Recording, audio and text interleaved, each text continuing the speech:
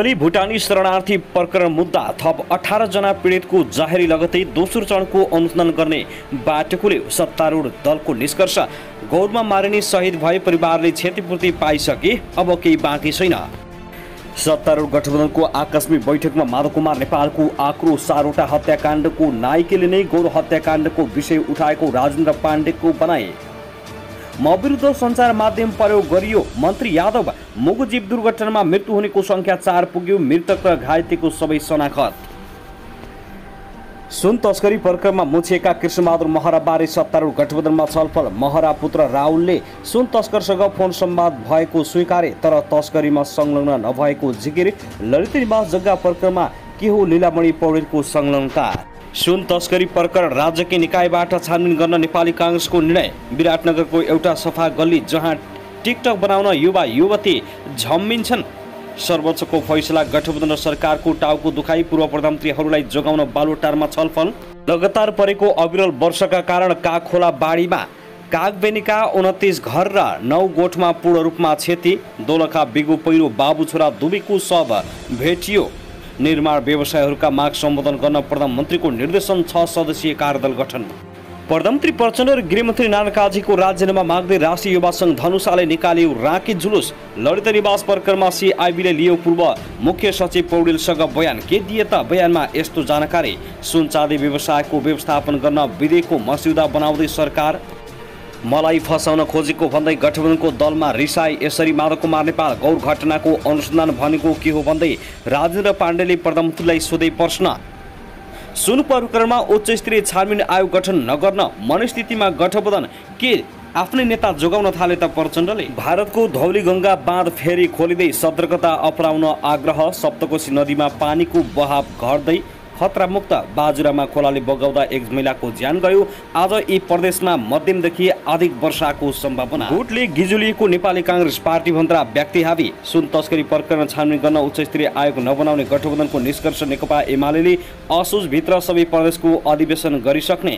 अर्थतन्त्र चलायमान बनाउन ठोस कदम चाल्छौँ प्रधानमन्त्री प्रचण्ड। सरकारले आतंककारी समूहको नेतृत्व गरिरहेको सांसद सुनिल शर्माको आरोप। संसदमै हङ्गामा। प्रधानमन्त्रीलाई आतंककारी भन्न पाइँदैन भन्दै संसदको रेकर्डबाट हटाउन माओवादी केन्द्रका संसदीय दलका नेता प्रमुख सचेतक हितराज पाण्डेको आक्रोश। नेकपा एमालेको अवरोधका कारण हिजोको बैठक पनि स्थगित। र टक्सार महाशाखामा यसरी पगालिँदैछ 100 किलो सुन, तर 100 किलो सुनबाट 40 किलो गायब। मात्र 60 किलो भएको राष्ट्रिय वाणिज्य ब्याङ्क भन। आखिर 40 किलो कहाँ गयो? यसबारेमा अनुसन्धान गर्दै सिआइबी। अब हेर्नुहोस् पुरा समाचार। दर्शकबिन नमस्कार। युट्युब च्यानल नेपाली खबर मिडियामा तपाईँहरूलाई हार्दिक स्वागत छ। यदि हाम्रो च्यानललाई अहिलेसम्म सब्सक्राइब गर्नुभएको छैन भने सब्सक्राइब गरी नजिक रहेको बेल आइकन दबाई हामीसँग जोडिनुहोला। दर्शकबिन सदा झै आज पनि हामी तपाईँहरूमाझ देशभरका विभिन्न समाचारका साथ उपस्थित भइसकेका छौँ। यो भिडियोलाई अन्तिमसम्म हेर्नुहोला, साथै कहाँ देखेर देउनुहोस्, के भन्न चाहनुहुन्छ तपाईँको मनमा लागेको प्रतिक्रिया कमेन्ट बक्समा छोड्न नभुल्नुहोला। दर्शकबिन के तपाईँ हाम्रो च्यानलमा नियमित श्रोता हुनुहुन्छ? यदि नियमित हुनुहुन्छ भने तल कमेन्ट बक्समा नियमित अथवा रेगुलर लेख्नुहोस्। नयाँ हुनुहुन्छ भने सब्सक्राइब गर्न नभुल्नुहोस्, ताकि नयाँ अपडेटका साथ हामी तपाईँहरूमाझ हरपल उपस्थित भइराख्नेछौँ। हाम्रा समाचार अपडेटहरू तपाईँहरूलाई के कस्तो लागिरहेका छन्, जस्तो लाग्छन् त्यस्तै प्रतिक्रिया छोड्न नभुल्नुहोला। दर्शकबिन आउनुहोस् आजको पहिलो खबरतर्फ लागौँ। बालुवाटार स्थित ललित निवास जग्गा हिँडबिना प्रकरणमा प्रहरीको केन्द्रीय अनुसन्धान ब्युरो सिआइबीले पूर्व मुख्य सचिव लीलामणि पौडेलसँग बयान लिएको छ। सिआइबीका प्रवक्ता प्रहरी उपरीक्षक नवराज कार्कीले पूर्व मुख्य सचिव पौडेलसँग ललित निवासका विषयमा जानकारी लिएको र यो नियमित प्रक्रिया भएको जानकारी दिएका छन्। 2069 सालमा टेकिन्छा गोठीको 3 रोपनी जग्गामा नक्कली मही खडा गरिएको थियो। बाबुराम भट्टराई नेतृत्वको सरकारले समर्जङ कम्पनीको नाममा रहेको जग्गा गोठीमा लगिएको थियो। तत्कालीन अवस्थामा मुख्य सचिव रहेका पौडेलको भूमिका पनि शङ्कास्पद देखिएपछि कृत्यमा अनुसन्धान गरिरहेका सिआइबीले बयानमा लिएको हो। यसअघि अख्तियार दुरुपयोग अनुसन्धान आयोगले 175 जना विरुद्ध भ्रष्टाचार मुद्दा दायर गर्दा नीतिगत निर्णय भन्दै तत्कालीन प्रधानमन्त्री बाबुराम भट्टराई, मुख्य सचिव पौडेल, विशिष्ट पदाधिकारी निवास विस्तारको नाममा 27 रोपनी जग्गा हिनामिना हुँदाका प्रधानमन्त्री माधव कुमार नेपाललाई उन्मुक्ति दिएको थियो। तर सर्वोच्च अदालतले यसरी जग्गा व्यक्तिको नाममा बनाउन निर्णायक भूमिकामा रहनेहरूमाथि पनि अनुसन्धान गर्न आदेश दिएको हो। त्यसैगरी आउनुहोस् अब अर्को खबरतर्फ लागौं। सत्तारूढ दल नेपाली कांग्रेसले गैर कानुनी रूपमा नेपालमा भित्रिएको 100 किलो सुनको विषयमा सरकारी संयन्त्रबाटै प्रभावकारी रूपमा अनुसन्धान गर्नुपर्ने निष्कर्ष निकालेको छ। शुक्रबारदेखि बसेको संसदीय दलको बैठकले 100 किलो सुनको विषयमा सरकारी संयन्त्रबाटै प्रभावकारी रूपमा अनुसन्धान गर्नुपर्ने निष्कर्ष निकालेको हो। सांसद प्रदीप पौडेलका अनुसार नेपाली कांग्रेसले सुन प्रकरणको अनुसन्धान प्रभावकारी ढङ्गले गरेर सत्य तथ्य बाहिर ल्याउन सरकारलाई अनुरोध गर्ने निर्णय भएको जानकारी दिए। आइतबारको बैठकमा केही सांसदले एमाले माग गरेको उच्चस्तरीय छानबिन समिति गठन गर्नुपर्ने बताएका थिए, तर संसदीय दलको बैठकले समिति गठन नभई सरकारी संयन्त्रबाटै छानबिन गर्नुपर्ने निष्कर्ष निकालेको छ। साथै आउनुहोस् अब बाढी पहिरो खबरतर्फ लागौं। मुस्ताङको 12 गाउँ मुक्ति क्षेत्र गाउँपालिका 4 कागबेनीको बाढीले पुर्याएको भौतिक संरचनाको आज प्रारम्भिक विवरण सङ्कलन र प्रभावितको व्यवस्थापन गरिएको छ।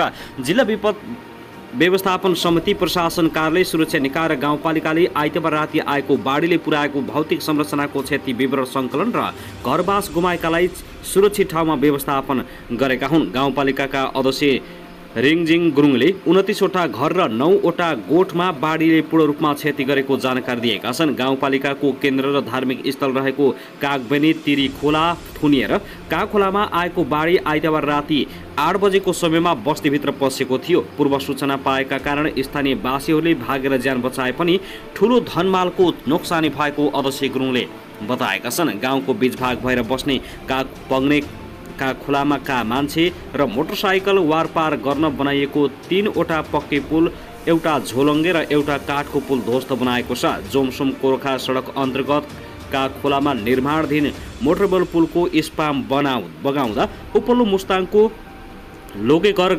दामोदर कुण्ड र लोमानथाङ गाउँपालिकासँग यातायात सम्पर्क विच्छेद नै भएको छ। कागबनी प्रहरी चौकी, वडा कार्यालय, धर्मशाला, सरदा स्थल, एउटा गुम्बा, एउटा मन्दिर, आमासम्मको स्नान गृहसहित र मिलन युवा क्लबको भवन, 2 तले हटरुम भवन पूर्ण रूपमा क्षति भएको छ भने सबै बगाएको छ। गुम्बा नजिकै राखिएका 2 गाडी, 30वटा स्कुटर र मोटरसाइकल बाढीले पुरेको र बगाएको अध्यक्ष गुरुङले जानकारी दिए। दर्शकबिन त्यसैगरी आउनुहोस् अब अर्को खबरतर्फ लागौं। प्रहरीलाई नक्कली भुटानी शरणार्थी प्रकरणमा दोस्रो चरणको अनुसन्धान गर्ने बाटो खुलेको छ। अभियुक्त विरुद्ध 18 पीडितले जाहेरी दिएपछि प्रहरीलाई दोस्रो चरणको अनुसन्धान गर्ने बाटो खुलेको हो। काठमाडौँ उपत्यका अपराध अनुसन्धान कार्यालयका अनुसार अधिकांश जाहेरी हाल पूर्वपक्षका लागि कारागारमा रहेकाहरूकै विरुद्ध छन्। छुट्टा छुट्टै दर्ता भएका 3 जाहेरीमा 18 पीडितको नाम उल्लेख छ। ठगी भएको रकमको परिणाम 1,85,82,000 रुपियाँ उल्लेख छ। सानु भण्डारी, केशव दुलाल, सागर राई, सन्देश शर्मा, टङ्क गुरुङको बिलिमतोमा उक्त रकम ठगी भएको जाहेरीमा उल्लेख गरिएको छ। अपराध अनुसन्धान कार्यालयका प्रमुख एसएसपी डा मनोज केसीले 18 जना पीडितको जाहेरीपछि नक्कली भुटानी शरणार्थी प्रकरणमा दोस्रो चरणको अनुसन्धान गर्ने बाटो खुलेको बताएका छन्। उनले भने नक्कली भुटानी शरणार्थी प्रकरणमा 18 पीडितले जाहेरी दिएका छन्। जाहेरी दर्ता भएको छ। यसले घटनामा दोस्रो चरणको अनुसन्धान गर्ने बाटो खुला गरिदिएको छ। अब प्रकरणमा पुनः अनुसन्धान सुरु हुन्छ। जिल्ला सरकारी वकिल कार्यालयले प्रकरणमा दोस्रो चरणको अनुसन्धान गर्न भन्दै जिल्ला प्रहरी परिसर काठमाडौँ र अपराध अनुसन्धान कार्यालयलाई गत 14 जेठमै निर्देशन दिएको थियो। यसबीचमा घटनामा जोडिएका 17 अभियुक्त पूर्वपक्षका लागि कारागार गइसकेका छन्, तर प्रहरीले यसबीचमा थप अभियुक्तलाई पक्राउ गर्न सकेको छैन, न घटनामा मुछिएका विरुद्ध बयान नै हुन सकेको छ। काठमाडौँ प्रहरी परिसरका प्रवक्ता एसपी मुकुन्द ढुङ्गेलले नक्कली भुटानी शरणार्थी प्रकरणमा 18 पीडितको जाहेरी परेको र घटना सम्बन्धमा कानुन अनुसार कारबाही अगाडि बढ्ने बताएका छन्। त्यसैगरी आउनुहोस् अब अर्को खबरतर्फ लागौं। बालुटार स्थित ललित निवास जग्गा हिरामिना प्रकरणमा 2 पूर्व प्रधानमन्त्री माधव कुमार नेपाल र बाबुराम भट्टराईसँग प्रहरीको केन्द्रीय अनुसन्धान ब्युरो सीआईबीले बयान लिने तयारी गरेको छ। संगठित अपराध निवारण ऐन 2070 र मुलुकी ऐन 2020 को कृत्य सम्बन्धी महलका दफा अन्तर्गत उनीहरूलाई बयानमा बोलाउन लागि हो। पार्टी कामका सिलसिलामा युरोप भ्रमणमा निस्किएका नेपालमाथि अनुसन्धान चल्न भएको आरोप लागेपछि भ्रमण छुट्टाएर हिजो सोमबार बिहान नेपाल फर्किएका छन्। अर्का पूर्व प्रधानमन्त्री बाबुराम भट्टराई पार्टी काममै उपत्यका बाहिर छन्। गत असार 12 मा ललित निवास जग्गा प्रकरणका केही आरोपितलाई पक्राउ गरेर अगाडि बढेको अनुसन्धान आउँदो भदौ पहिलो साता भित्र पूरा गरिसक्नुपर्ने बाध्यता सीआईबीलाई छ। सङ्गठित अपराधको कसुरमा आरोपित पक्राउ परेपछि अनुसन्धान गर्न पर्नेलाई अधिकतम 60 दिनको समय हुन्छ। यो अवधिमा अनुसन्धान सकेर सरकारी वकिल कार्यालयले मुद्दा दायर गरिसक्नुपर्नेछ। अनुसन्धानको सीमा नजिकै गर्दा सिआइबी मन्त्री परिषदबाट निर्णय गराउने उच्च पदस्थलाई अनुसन्धानको दायरामा ल्याउन केन्द्रित भएको हो। जग्गा हिँडबिना कर्मचारीलाई मात्रै अनुसन्धानको दायरामा राखेकोमा अनुसन्धानकारी निकायमाथि प्रश्न उठाउँदै सर्वोच्च अदालतले साउन 21मा निर्णय अधिकारीलाई पनि अनुसन्धानको दायरामा ल्याउन आदेश दिएको थियो। त्यसपछि सिआइबीको अनुसन्धान निर्णय प्रक्रियामा सामेल उच्च राजनीतिक दलका निर्णयकर्ताहरूमाथि नै सोझिएको छ। दर्शकबिन त्यसैगरी आउनुहोस् अब अर्को खबरतर्फ लागौँ। प्रधानमन्त्री निवास बालुवाटारमा बसेको सत्तारूढ गठबन्धनको आकस्मिक बैठकमा मुख्य 3 विषयमा छलफल भएको छ। पहिलो, प्रधानमन्त्री निवास बालुवाटारमा बसेको सत्तामा रहेको माओवादी केन्द्र, काङ्ग्रेस, एकीकृत समाजवादी र जसपाको बैठकमा गत हप्ता सर्वोच्चले माधव कुमार नेपाल र बाबुराम भट्टराईलाई छानबिन गर्न दिएको सर्वोच्चको आदेशमाथि छलफल भएको छ। सर्वोच्चले नेपाल र बाबुराम भट्टराई नेतृत्वको सरकारले गरेका निर्णयका कारण बालुवाटारको सरकारी जग्गा व्यक्तिको नाउँमा पुर्याउन बल पुगेको अवस्था उनीहरूमाथि पनि छानबिन गर्न सर्वोच्चका न्यायाधीश अनिल सिन्हा र कुमार चुडालको इजलासले आदेश दिएको थियो। आदेश आएको भोलिपल्टै साउन 22 गते नेपाल स्विजरल्यान्ड सहित 4 देशको भ्रमणमा निस्केका थिए। उनी भ्रमण छुट्याएर सोमबार आएसँगै गठबन्धनको आकस्मिक बैठक बसेर छलफल गरेको छ। गठबन्धनको बैठकमा नेपालले आफूलाई फसाउन खोजेको भन्दै आक्रोश पोखेका छन्। बैठकमा सहभागी एक नेताले भने उहाँले आफूलाई फसाउन त खोजिएको होइन भन्दै आक्रोश पोख्नुभयो। गठबन्धनको बैठकमा सत्ता गठबन्धन निकट कानुन व्यवसायी समेत सहभागी थिए। त्यस्तै गठबन्धनको बैठकमा दोस्रो विषयका रूपमा गौर हत्याकाण्डबारे पनि छलफल भएको छ। सरकारले केही दिन अघि गौर हत्याकाण्डका पीडितसँग जाँचबुझ 5 बुँदे सहमति गरिसके सत्ता घटक जसपा संशोधित भएको छ। सरकारले तत्कालीन समयमा दिएको किटानी जाहेरीका आधारमा दोषीमाथि कारबाही गर्ने सहमति गरेपछि जसपाले त्यसप्रति आपत्ति जनाउँदै आएको छ। गठबन्धनको बैठकमा जसपाका नेता राजेन्द्र श्रेष्ठले सहमति के हो भन्दै प्रधानमन्त्री प्रचण्डसँग सोधेका छन्। बैठकमा अध्यक्ष उपेन्द्र यादव नगई श्रेष्ठलाई पठाएका थिए। त्यस्तै सरकारमा जनमत पार्टीले ल्याएको प्रति पनि जसपाले आपत्ति जनाएको छ। एक अर्काप्रति कट्टर मान्यता राख्दै आएको जसपा सरकारमा हुँदाहुँदै जनमतलाई पनि सहभागी गराएपछि जसपाले आफ्नो विकल्प खोज्न लागेको हो कि भन्दै शङ्का व्यक्त गरेका छन्। सरकारमा सहभागी गराउन रवि लामिछाने नेतृत्वको राजसभासँग प्रधानमन्त्री दाहालले गरेको छलफलले पनि जसपा सशङ्कित भएको छ। गठबन्धनको बैठकमा नेकपा एमाले सुनपर्करमा छानबिन समितिको माग गर्दै जारी राखेको संसद अवरोधबारे पनि छलफल भएको थियो। सत्ता साझेदार दलहरू सिआइबीले छानबिन गरिरहेको अवस्थामा उच्च स्तरीय छानबिन समिति नचाहिने निष्कर्ष निकालेको छ। सोमबार नै सकिएको काङ्ग्रेस संसदीय दलको बैठकले पनि उच्च स्तरीय समिति नचाहिने निर्णय गरेको हो। 9 किलो सुन प्रकरणमा माओवादी नेताहरू नै मुछिएपछि बैठकमा त्यसबारे पनि कुरा उठेको छ। दर्शकबिन त्यसैगरी आउनुहोस् अब अर्को खबरतर्फ लागौँ।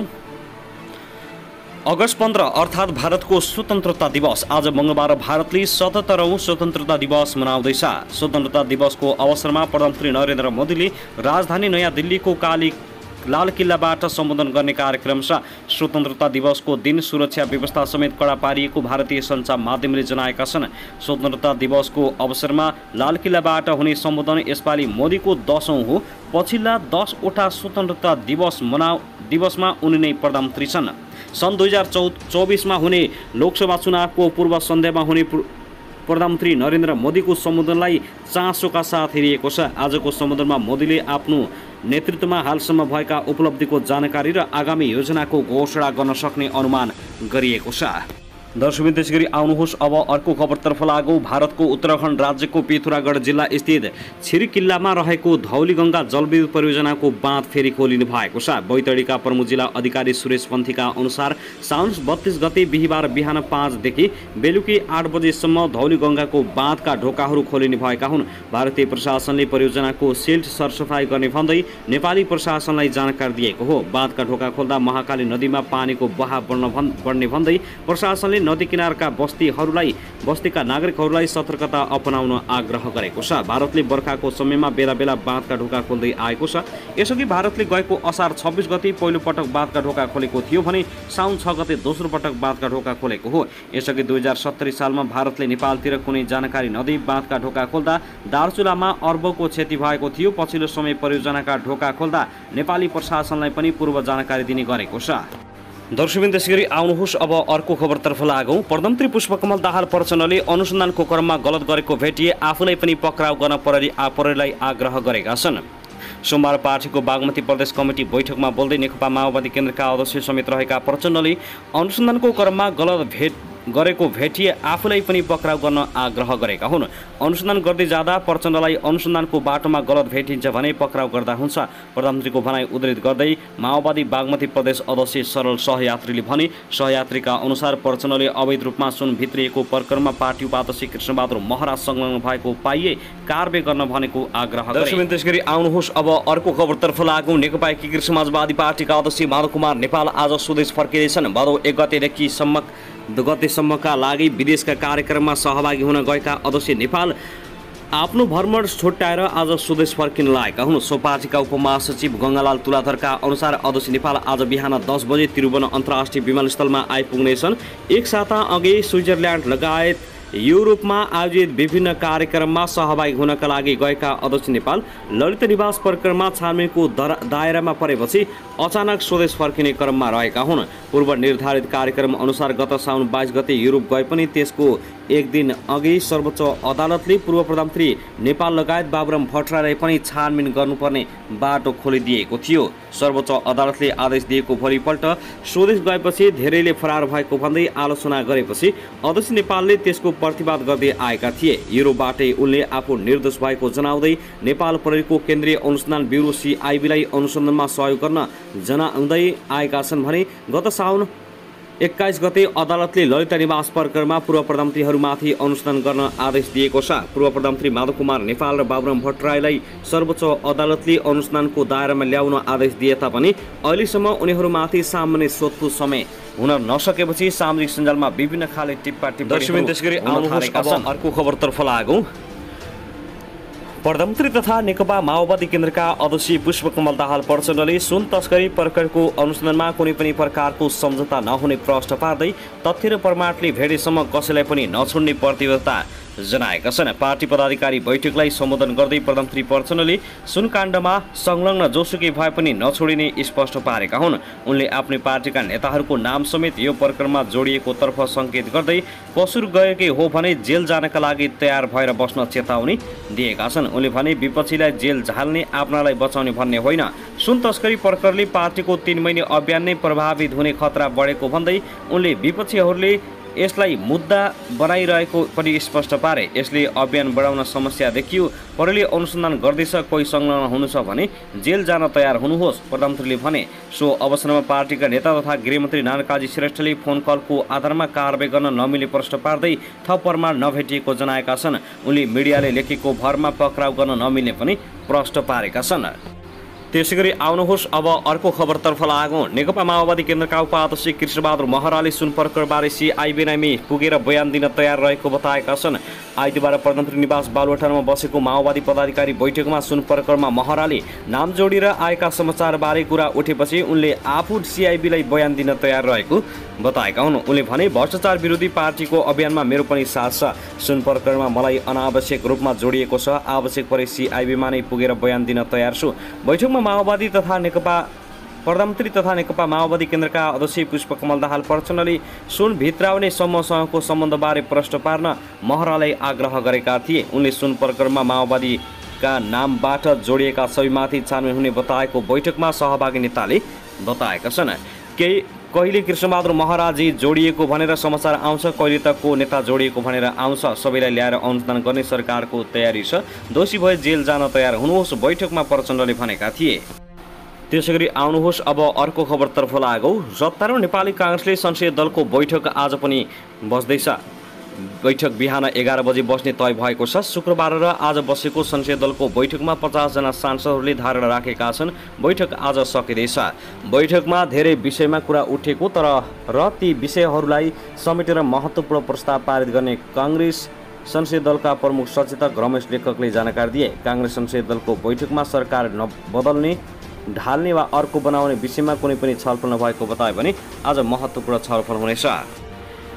दर्शकबिन त्यसगरी आउनुहोस् अब अर्को खबरतर्फ लागौँ। प्रमुख प्रतिपक्षी दल नेकपा एमाले अध्यक्ष केपी शर्मा ओलीले प्रधानमन्त्री पुष्पकमल दाहाल प्रचण्डको राजीनामा मागेका छन्। आइतबार पार्टी केन्द्रीय कार्यालयमा कार्यालय च्यासलमा आयोजित पत्रकार सम्मेलनमा राखिएका जिज्ञासाको जवाब दिने क्रममा उनले प्रधानमन्त्री प्रचण्ड आफूले पदबाट राजीनामा दिनुपर्ने बताए। उनले सरकार अयोग्यता र भ्रष्टाचारको चाङमा उभिएकाले प्रधानमन्त्री प्रचण्डलाई पदबाट राजीनामा दिन सुझाव दिएका छन्। उनले गृहमन्त्री नारायण श्रेष्ठ र अर्थमन्त्री प्रकाश शरण महतले राजीनामा नगरेर पदमा बसिरहेको देख्दा आफूलाई आश्चर्यमा परेको बताएका हुन्। जिम्मेवार भएर पनि गृहमन्त्रीले राजीनामा नदिएर हिँड्न अप्ठ्यारो लाग्नुपर्ने होइन, ओलीको सञ्चारकर्मीसँग प्रतिप्रश्न छ। उनले भने प्रधानमन्त्री पनि यति अयोग्य, यति नालायक, यति भ्रष्ट सरकारको यस्तो भ्रष्टाचारको चाङमाथि उभिएर म नेतृत्व गर्छु भन्न अप्ठ्यारो हुनुपर्ने हो। उनले आफै राजीनामा गर्नुपर्ने हो। गृहमन्त्री अर्थमन्त्रीले त राजीनामा नगरेर कसरी बस्न सकेको 8औं र 9औं आश्चर्य भन्नुपर्छ। यसलाई यो ठुलो आश्चर्यको विषय हो। त्यसमा पनि गृहमन्त्री जसको अभिभारा हो, जिम्मेवारी हो, त्यो जिम्मेवारी बिल्कुलै वहन नगरेर फेरि पनि मन्त्री भएर राष्ट्रिय झण्डा हल्लाएर हिँड्न अप्ठ्यारो लाग्नुपर्ने होइन। ओलीले देश डरलाग्दो अवस्थामा पुगेकाले सबैले गम्भीर भएर अगाडि पर्नुपर्ने बताएका छन्। दर्शकवृन्द, त्यसैगरी आउनुहोस् अब अर्को खबरतर्फ लागौँ। सरकारले अहिले भ्रष्टाचारका केही काण्डको फाइल खोलेको छ, तर निष्पक्ष छानबिन र अनुसन्धानका विषयमा आश्वस्त पार्न सकिरहेको छैन, जसका कारण प्रतिपक्ष त बिच्केको छ नै, सत्ता गठनमा पनि खटपट सुरु भएको छ। सरकारले जनता समाजवादी पार्टी जसपासँग जोडिएको 2063 सालमा भएको गौर हत्याकाण्डको छानबिन गर्ने र नेपाली काङ्ग्रेसका सांसद सुनिल शर्मा पक्राउ गरेको विषयले गठबन्धनभित्र विवाद उत्पन्न भइरहेको छ। गत मंगलबार सरकार र गौर हत्याकाण्ड पीडित संघर्ष समिति बीच 5 बुँदे सहमति भएको थियो। 2063 चैत्र 7 गते रौतहटको गौरमा हत्या तथा घाइते भएको घटनामा परेको जाहेरी समेतलाई छानबिन र अनुसन्धान गरी दोषीलाई कारबाही अगाडि बढाउने सरकारले सहमति गरेको छ। उपेन्द्र यादव नेतृत्वको तत्कालीन मधेसी जन अधिकार फोरमका नेता तथा कार्यकर्ताबाट माओवादीका 27 जना कार्यकर्ता मारिएको घटनामा सरकारले फाइल अगाडि बढाउने सहमति भएपछि हाल जसपाले आपत्ति जनाउँदै आइरहेको छ। त्यस्तै सरकारले नेपाली काङ्ग्रेसका सांसद सुनिल शर्मालाई पक्राउ गरेर प्रतिशोध साधेको आरोप लाग्ने गरेको छ। साथै नेपाली काङ्ग्रेसले आफ्ना सांसदलाई पक्राउ गरेर प्रतिशोध साधेको आरोप लगाएको छ। शुक्रबार बसेको संसदीय दलको बैठकमा सांसदहरूले गृहमन्त्री र अर्थमन्त्रीको राजीनामा माग्दा प्रतिशोधपूर्ण रूपमा पक्राउ गरेको आरोप लगाएका थिए। यसरी सहयात्री दललाई बिच्काएका प्रचण्डलाई सरकार जोगाउन निकै भारी पर्ने देखिएको छ। सरकारले गत साउन 2 गते त्रिभुवन अन्तर्राष्ट्रिय विमानस्थलबाट उम्किएको 1 क्विन्टल सुन सिनामङ्गलबाट बरामद गर्यो। हङकङबाट नेपाल आएको सुन उक्त प्रकरणमा सत्ताको नेतृत्व गरिरहेको माओवादी केन्द्रका नेताहरूको नाम जोडियो। माओवादी केन्द्रका उपाध्यक्ष कृष्णबहादुर महरा, उपमहासचिव वर्षपाल मुकुन लगायतका शीर्ष नेताको नाम जोडिएको छ, तर सरकारले उनीहरूमाथि अनुसन्धान गर्न आवश्यक ठानेन। नाम जोडिएका नेताहरू आफूहरू संलग्न नरहेको स्पष्टीकरण दिएपछि उक्त विषय सेलाइसकेको छ। साथै गृहमन्त्री नारायण श्रेष्ठ र अर्थमन्त्री डा प्रकाश शरण महतको समेत नाम जोडियो भने सत्ता पक्षका सांसदले गृह र अर्थमन्त्रीको राजीनामा मागेपछि गठबन्धनभित्र थप तरङ्ग पैदा भएको छ। सांसद शर्माले साउन 5 गते बसेको कानुन न्याय तथा मानव अधिकार समितिको बैठकमा दुवै मन्त्रीको राजीनामा माग गरेका थिए। साथै उनले साउन 10 गते बसेको प्रतिनिधि सभा बैठकमा समेत गृह र अर्थमन्त्रीको राजीनामा माग गर्दै आमरण र अनसन बस्ने चेतावनी समेत दिएका छन्। प्रमुख प्रतिपक्षी दल नेकपा एमाले गृह र अर्थमन्त्रीको संलग्नता रहेकाले उच्च स्तरीय छानबिन समिति गठनको माग गर्दै सदन अवरुद्ध पार्दै आइरहेको छ। यही बेला सत्तारूढ दलका सांसदले पनि सोही प्रकृतिको विषय उठान गर्नु सरकारका लागि चुनौती थपियो। निरन्तर दबाव सिर्जना गरिरहेका शर्मालाई पक्राउ गरेर सरकारले आफ्नालाई जोगाउने विरोधीलाई फसाउने नीति लिएको भन्दै गठबन्धनका नेताहरूले असन्तोष जनाइरहेका छन्।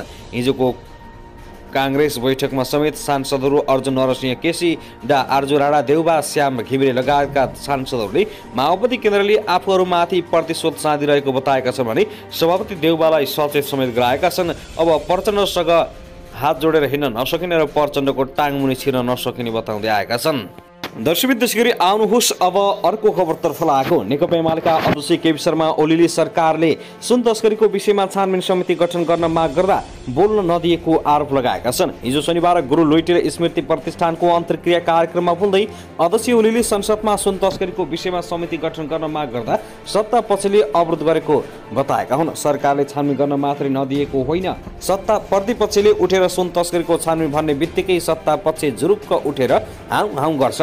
केही सुन्न पाइँदैन, भन्न बोल्न पाइँदैन, सत्ता पक्षले मात्र बोल्न पाउँछ, विपक्षीले सुन काण्डको कुरा गर्ने भन्छ। आफ्ना पत्र पत्रिका मार्फत सत्ता पक्षले संसद चल्न दिएन भन्नुहुन्छ, चलाउनु न संसदको समय खेर फाल्नुहुन्न, तर चोर सुन तस्कर उम्काउन पनि भएन। सत्तापक्षले संसद अवरुद्ध गरिरहेको ओलीको भनाइ छ। अध्यक्ष ओलीले निष्पक्ष छानबिनको माग गर्दा सरकारले अस्वीकार गरेको बताएका छन्। उनले 22 क्विन्टल सुन विमानस्थलबाट भित्रिएको विषयमा सरकारले छानबिन गर्न बेवास्ता गरेको समेत आरोप लगाउन भ्याएका छन्। उहाँहरू निष्पक्ष छानबिन समिति बनाउन मान्नुहुन, हामी छानबिन गरिहाल्छौँ नि भनेर। ए बाबा, तपाईहरूले छानबिन किन गर्नु पर्यो? एयरपोर्टमा किन छानबिन गर्नु भएन? सियो छिर्दैन, 22 क्विन्टल सुन कसरी छिरो? त्यहाँ छानबिन गर्ने ठाउँमा गर्नुहुन्न, अहिले छानबिन गर्ने भन्नुहुन्छ। निष्पक्ष छानबिन गरौँ, आयोग बनाऊ, त्यसलाई दिउँ न। त्यसले नभएको कुरा ल्याउँदैन होला, किन आफै गर्छौँ भन्नुहुन्छ? यसको रहस्य गम्भीर छ। अध्यक्ष ओलीले तस्करीको विषयमा आवाज उठाउने सांसदहरूलाई सरकारले पक्राउ गरेर दुःख दिएको बताएका छन्। अध्यक्ष ओलीले नेपाली काङ्ग्रेसका सांसद सुनिल शर्माको नक्कली सर्टिफिकेटको विषयमा पक्राउ गरेर गृहमन्त्रीले ज्यादती गरेको समेत बताए। त्यहाँ तस्करीको विरुद्धमा कोही बोल्छ भने कसरी पाएको सर्टिफिकेट, चिट चोरेर पाएको कि चोरेर पाएको सर्टिफिकेट भन्छ। सुनिल शर्माको सर्टिफिकेट यदि नक्कली हो भने अविलम्ब यो प्रक्रिया टुङ्गाएर कारबाही गर्नुहोस्। यस्तो ज्यादती गरेर कुनै गृहमन्त्री अप्ठ्यारो, लाज शरम नमाने सांसदहरूलाई डाँट्छन्। सांसदहरूलाई हतकडी लगाएर नक्कली सर्टिफिकेट भनेको के हो भन्छन्, उनीहरूलाई नै थाहा छैन नक्कली सर्टिफिकेट के हो। दर्शकबिन, त्यसैगरी आउनुहोस् अब अर्को खबरतर्फ लागौँ। राष्ट्रिय स्वतन्त्र पार्टीका सभापति रवि लामिछानेले सरकारले नक्कली भुटानी शरणार्थी ललित निवास र सुनकाण्डलाई सूक्ष्म रूपमा अनुसन्धान अगाडि बढाए औँलामा गन्न सक्ने नेता मात्र रहने बताएका छन्। पश्चिम नवलपरासीको बर्दघाटमा आयोजित क्षेत्रीय भेलालाई सम्बोधन गर्दै लामिछानेले सरकारले आँट गरेर निडर भएर छानबिन अगाडि बढाए, औँलामा गर्ने बाहेकका सबै नेता जेलमा पुग्ने दावी गरेका छन्। काण्डका फाइल खुल्न साथ नेताहरू विदेश पलायन हुने क्रम सुरु भएको छ। प्रदेश संरचना नेताहरूले भाग पुर्याउने र रिजाउने ठाउँ रहेकाले प्रदेशको बारेमा गम्भीर भएर सोच्नुपर्ने अवस्था आएको उनको भनाइ छ।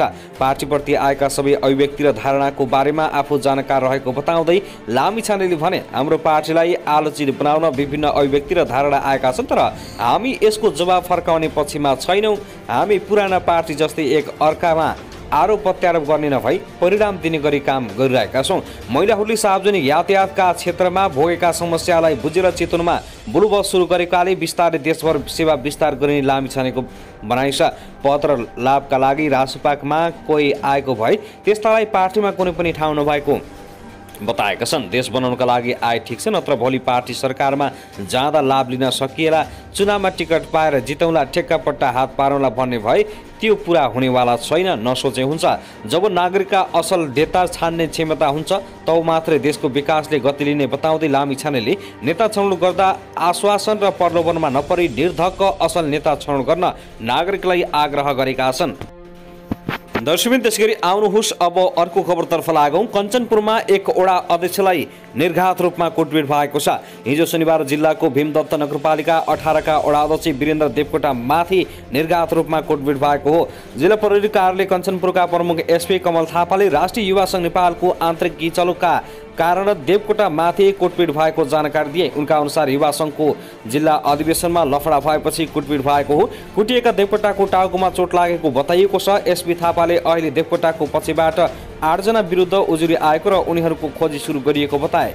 चोट लागेका देवकोटालाई भने धनगढी स्थित माया मेट्रो अस्पतालमा उपचारका लागि ल्याइएको उनको भनाइ छ। सङ्गठनभित्रको विवादका कारण कुटपिट भएको भनिए पनि घटनाको थप अनुसन्धान भइरहेको प्रहरीले जनाएको छ भने मर्ने र बाँच्ने ठेगान छैन।